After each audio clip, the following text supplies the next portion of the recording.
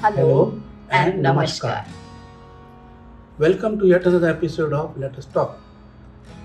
We are here to share our experiences after retirement to, to relocate and stay with our children staying abroad.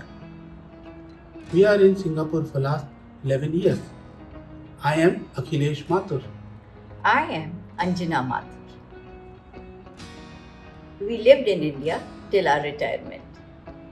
And today we will discuss a point which is concerning most of the senior people in India. After retirement, it is difficult to decide whether to stay back in our own place independently or to relocate and stay with our children. This is a major decision to be taken. If we are staying in our place independently and the children stay away at their place of work, it becomes difficult at times. At the same time, we have adjusted to the place where we are staying. We are comfortable there. Maybe we were staying for decades and we have our establishment there. When we have to go to another country, it is different surrounding, different culture, and different way of living. We will share our experiences in 6 points. 1. Making friends. We shifted to Singapore in 2010. In the initial period, it was difficult for us to adjust in the surroundings. We were missing our place, our relatives, and our friends.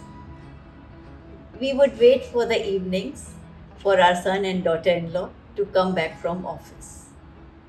Slowly, we started making friends during our morning walks. Point number 2, getting involved in the community. We started meeting our friends in the community. Somewhere in mid 2010, we, along with the other senior members of the community, decided to organize community group. We started arranging for programs on the important festivals and for picnics on regular basis. This kept us happy and involved.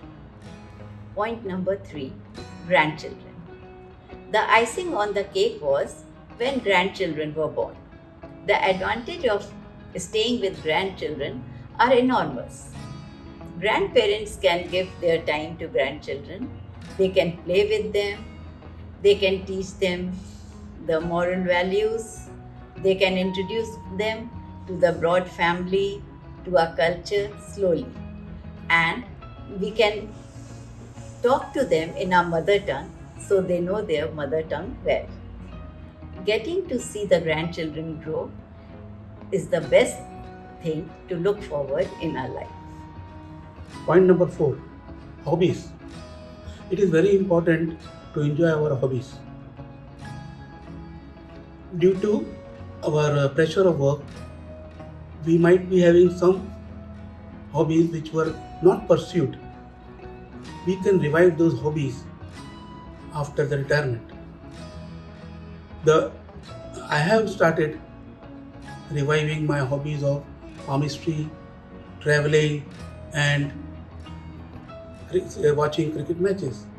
I have also added a hobby of solving Sudoku puzzles and learning astrology. My hobbies are cooking, singing, sewing, embroidery, traveling, and reading. Point number 5, traveling. We, our son and daughter in law, and grandchildren are very much liking traveling by car. We traveled in India through periphery of India in 18 days, and we traveled in many countries like New Zealand, Malaysia. Then we traveled from Singapore to England in 2019. It was a journey of 60 days and we crossed 21 countries. We went from here to England to see the World Cup matches and we saw 3 World Cup matches there.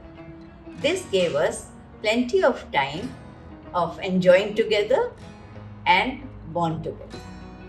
Point number 6, medical emergencies. It is very important that we understand that with the advancement of the age, the medical difficulties may arise sooner or later. In such time, if we are staying independently, it is difficult to cope up. And for the children to come and stay with us for a long period may not be feasible. So if we are staying together, we can help each other in case of medical difficulties. Initially, it may look very difficult for seniors to think of staying with their children, relocating to a new place and adjusting there. But keeping in view of the long-term gains, I think it's a good option, because when we are at good happy times, we can share with each other, and when the difficulties arise, we all together can cope up with them. Thank you for having us on the show. Let us talk. Bye. Bye bye.